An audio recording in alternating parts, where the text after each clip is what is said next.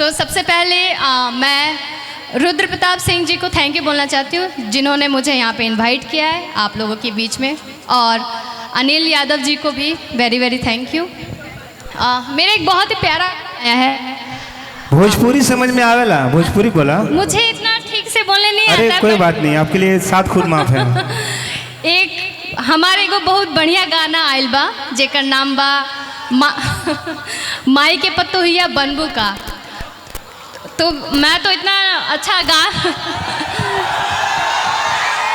ओह गॉड।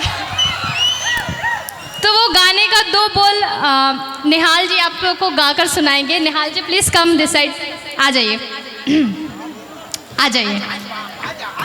तो निहाल जी ये गाना गाएंगे आप लोगों के लिए। अच्छा, पीपरा के भूत। सो प्लीज़ आप गाइए ना। गाइए। पहले आप गाइए फिर मैं गाऊंगी। हेलो हेलो, मेरा माइक देना। हेलो हेलो हेलो हेलो, आइए। देखिए, हेलो। ये तो मेरे लिए बहुत सौभाग्य की बात है, इतनी प्यारी सी एक्ट्रेस, इतनी अच्छी इंसान जो हर किसी को मौका देती हैं, और आज अपने इस प्यारे से भाई को भी उन्होंने मौका दिया है। इस कार्यक्रम के ऑर्गेनाइजर अनिल यादव माटी के लाल जी हैं और यहाँ उपस्थित हैं। दीदी का एक सॉन्ग अभी ट्रेंडिंग में है कि दिन रात रहताई जियो कपड़े पर चढ़, है ना भैया? आ धीरे धीरे जात बा बुखार नियन बढ़, कि जहिया से तोहके और देखले बानी मन कुछ करे के करत नहीं खे, कि ताहर प्यार हकी आप पिपरा के भूत ए रानी हो उतरत नहीं खे, हो ना भैया? इतनी खूबसूरत एक्ट्रेस से किसको नहीं प्यार हो जाए? आप लोगों को प्यार करते हैं, हल्ला करके बताइए तो एक बार। ये लोग करते हैं कि नहीं करते, बट आई लव यू। ये गानवा गा देना, यहाँ संगे गा देना भैया।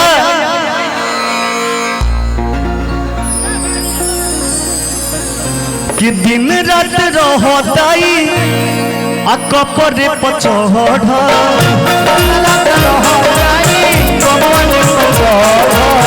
धीरे धीरे जात बाबू नियन बढ़,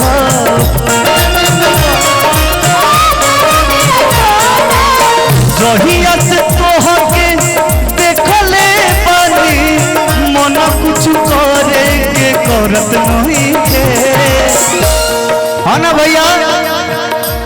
आज सिवान के लड़का कहते हैं ना जे,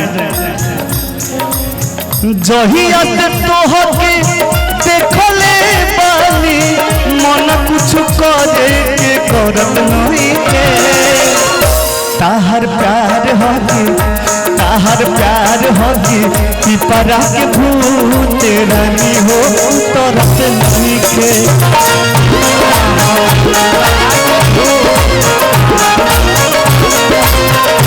तुहर प्यार हकी पिपरा के भूत रानी हो तरत नहीं के।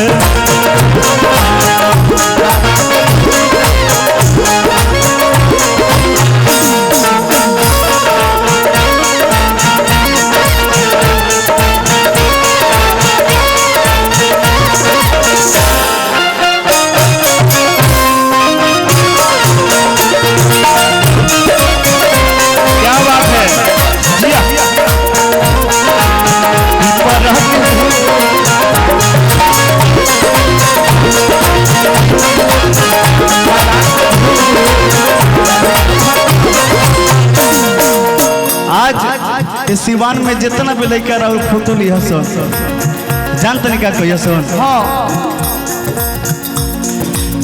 बन के मजनू पीछे पीछे घूमता ने, एक ही फोटो हम बार बार चुमता ने,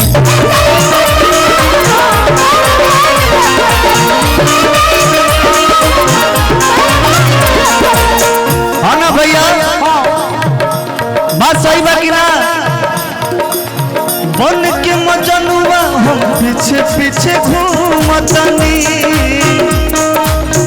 एक ही फटुआ हम बार बार